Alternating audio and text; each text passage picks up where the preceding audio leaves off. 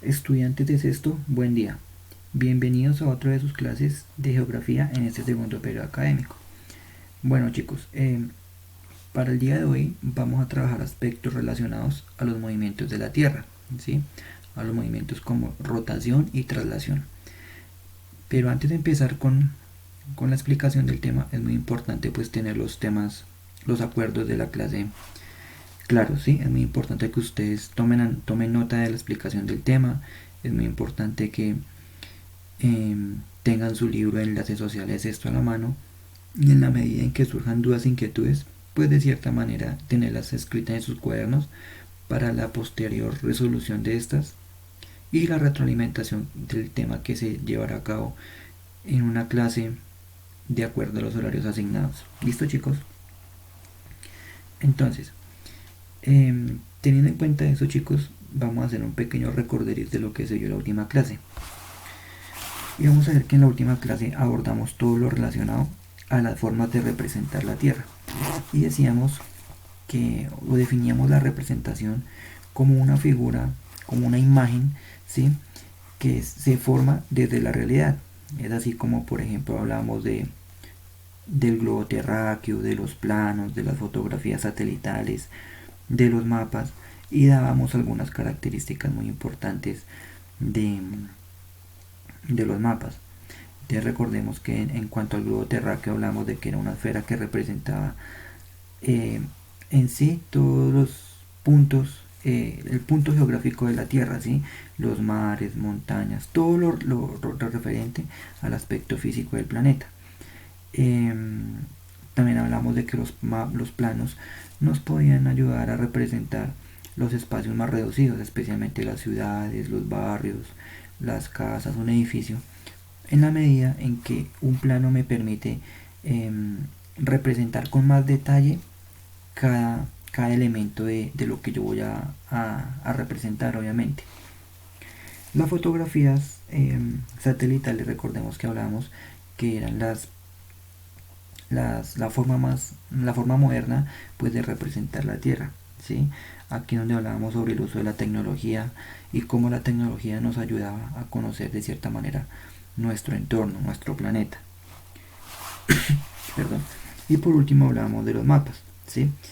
Y dábamos algunas características como los títulos, que es una escala, la simbología, puntos cardinales, convenciones, ¿sí? Y hablamos de que los primeros mapas pues surgieron en la antigua Babilonia y de cierta manera pues se intentaba conocer todo el territorio, ¿sí? Y los primeros que comenzaron a dar puntos geográficos a dar puntos para conocer el territorio pues eran los diferentes viajeros que, que hacían intercambios comerciales y culturales con otros pueblos. ¿Listo chicos? Entonces teniendo eso claro, vamos a hablar sobre el tema del día de hoy, pues que se enmarca en los movimientos de la Tierra, ¿sí? Que son dos, rotación y traslación. Entonces es muy importante chicos tener en cuenta que hace muchos siglos atrás se creía, la gente de la época creía que la Tierra era un astro que estaba estático, ¿sí? O sea que no tenía movimiento. Es aquí cuando empezamos a hablar sobre la teoría geocéntrica, ¿sí? Recordemos que la teoría geocéntrica nos dice o nos propone que la Tierra es plana y que de cierta manera pues es el centro del universo y que el Sol y los demás planetas giran alrededor de ella. Es aquí como a partir de esa propuesta pues surge ese miedo al saber que pues si la Tierra plana va a llegar un momento en el que en un borde donde se podía caer en el abismo profundo del espacio. Sí, esa era una de las creencias que se tenía en la época. Pero vamos a ver que posteriormente, con la teoría heliocéntrica, pues se comprueba la redondez de la Tierra y es así como se evidencia que que el centro de la Tierra no es la Tierra, sino que por el contrario es el Sol, y la Tierra y los demás planetas giran en una órbita alrededor del Sol. Que es una órbita? Es el recorrido que hace la Tierra con respecto a la distancia que tiene del Sol. ¿Listo chicos? Eh, Vamos a ver que a pesar de que la Tierra tiene dos movimientos que son la rotación y la traslación, nosotros los seres humanos pues no sentimos esos movimientos, pero de cierta manera sí evidenciamos las consecuencias. Entonces, en el primer movimiento que vamos a hablar del día de hoy es la rotación. Bueno niños, entonces en ese movimiento de rotación vamos a ver que este movimiento se caracteriza especialmente porque la Tierra gira alrededor de su eje, ¿sí? Gira en su propio eje. Como lo podemos ver en la imagen, ¿sí? Donde ven el cursor, chicos, el eje es esa línea imaginaria que va de polo a polo, ¿sí? Del polo norte al polo sur. Entonces, teniendo en cuenta esto, vamos a ver que, como lo mencioné anteriormente, no sentimos ese movimiento, pero de cierta manera sí sentimos las consecuencias. Entonces, teniendo en cuenta que esa línea imaginaria de la que ya mencioné, de la que ya hablé, ¿sí? De polo a polo, entonces vamos a ver que las consecuencias de este movimiento pues es el día y la noche. Y vamos a ver que pues estos movimientos me permiten, como lo pueden ver, en cada movimiento se evidencia que hacia el lado donde se inclina el sol, donde se inclina la tierra, perdón, pues de cierta manera pues refracta los rayos del sol provocando el día, mientras que al lado opuesto pues es la noche, ¿sí? Vamos a ver que cada movimiento de rotación pues dura aproximadamente 24 horas. Bueno, gracias a ese movimiento de rotación pues podemos evidenciar también la existencia de los puntos cardinales, ¿sí? Norte, sur, oriente, occidente, con el fin pues de orientarnos, pero esto con el fin o a partir de los polos y a partir del sol. Recordemos que antiguamente algunas culturas se ubicaban o sabían en qué posición estaba del día dependiendo de la posición del sol. Si recordemos que cuando el sol está en su máxima altura pues se dice que es mediodía, y a partir de esas predicciones que hacían nuestros antepasados pues podían predecir ciertas cosas. Bueno, ahora en cuanto al movimiento de traslación, vamos a tener en cuenta que este movimiento se hace alrededor del sol, ¿sí? Especialmente de oeste a este. Entonces, cada movimiento, o sea, cada vuelta que dura la Tierra en darle la vuelta al sol dura aproximadamente 365 días, ¿sí? Exactamente un año. ¿Cuáles consecuencias podemos evidenciar gracias pues a este movimiento de traslación? Especialmente vamos a ver que es la duración del día y la duración de la noche, ¿sí? Y especialmente pues se determina a través de la inclinación que tiene el sol la Tierra con respecto al sol, ¿sí? Esto determina por ejemplo el cambio de estaciones, de las 4 estaciones que conocemos: verano, invierno, otoño y primavera. ¿Listo, chicos?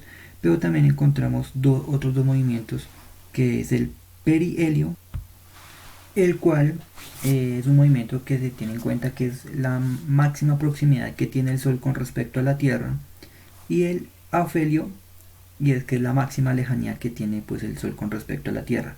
El perihelio por lo general se da en enero y el afelio en el mes de julio. Ahora, chicos, muy importante pues tener en cuenta lo relacionado pues a las estaciones, ¿sí? Y estas se dan pues de la siguiente manera. Del 21 de marzo, ¿sí? Tienen que tener en cuenta que son las 4, ¿sí? Otoño, verano, invierno y primavera, ¿sí? Estas se dan de la siguiente manera. Del 21 de marzo al 21 de junio vamos a ver que de cierta manera el hemisferio norte está más inclinado hacia la parte del sol. Entonces, en cuanto a las estaciones, vamos a tener muy en cuenta el hemisferio norte y el hemisferio sur dependiendo de su inclinación. Y así dependiendo de esa inclinación pues vamos a definir pues la estación. Entonces, del 21 de marzo al 21 de junio el hemisferio norte va a estar más inclinado hacia el sol.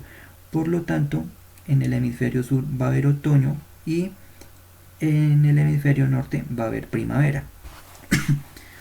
Para del 21 de junio al 23 de septiembre, de la misma manera, el hemisferio norte va a estar más dado hacia el sol. Por lo tanto, en el hemisferio norte va a haber verano y en el hemisferio sur va a haber invierno. Ahora, del 23 de septiembre al 21 de diciembre empezamos a ver un cambio, ¿sí?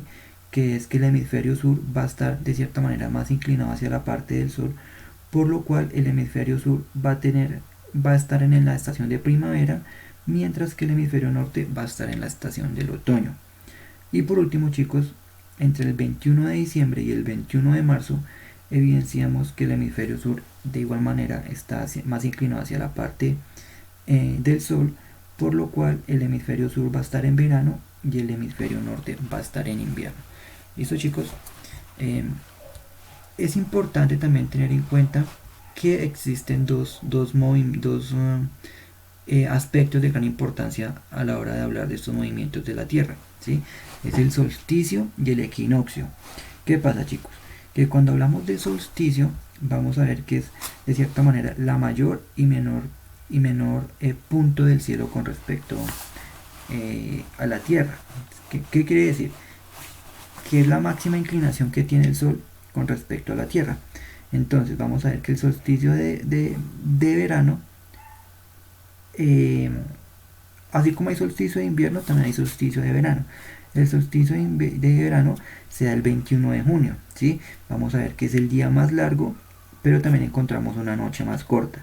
Mientras que el solsticio de invierno se da el 21 de diciembre y encontramos un día más corto y una noche mucho más larga, ¿sí? Vamos a ver que el solsticio de verano, que empieza en el 21 de junio, pues marca el inicio del verano. Mientras que el solsticio de invierno, que se da el 21 de diciembre, pues marca el inicio del invierno. ¿Listo, chicos? Entonces, este solsticio marca o el día más largo o la noche más corta, o la noche más larga y el día más corto. ¿Listo? Y por último hablamos del equinoccio. ¿Qué tiene que ver este equinoccio? Este equinoccio prácticamente me marca el inicio de la primavera o el inicio del otoño, ¿sí? Y en cuanto a la duración de los días y de la noche, vamos a ver que es la misma, ¿sí? El día y la noche en este equinoccio dura exactamente lo mismo. Sino que la única diferencia es que vemos que el sol alcanza su punto más alto en el cielo, ¿sí? Entonces de esta manera se da que el día y la noche tengan la misma duración. Listo, chicos, entonces esto como pues para de cierta manera pues proseguir con los contenidos de ese segundo periodo académico, y pues recordemos que estamos abordando contenidos de las diferentes formas de representación de la Tierra. Si recordemos que ya en clases anteriores trabajamos las características internas y externas de la Tierra, y de cierta manera empezamos a abordar los diferentes aspectos de la geografía en la historia, ¿sí? En la edad antigua, la edad media, la edad moderna y la edad contemporánea.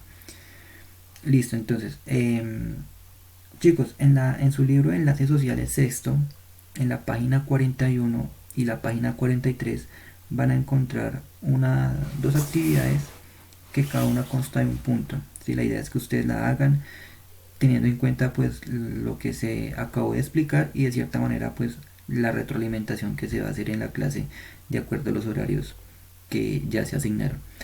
Listo, chicos, entonces no siendo más, espero verlos pronto. Nos vemos en una próxima ocasión. Listo, chicos, un abrazo.